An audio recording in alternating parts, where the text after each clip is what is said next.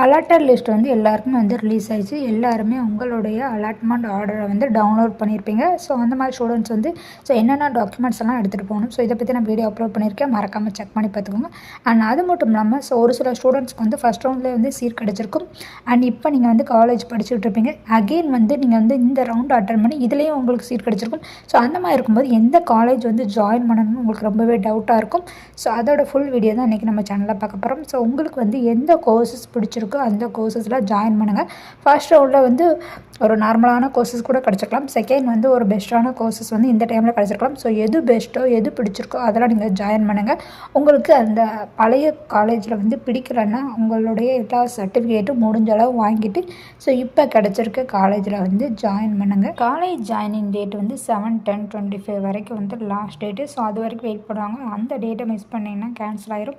so அதனால் 7க்கு முன்னாடி வந்து நீங்கள் முடிஞ்ச அளவு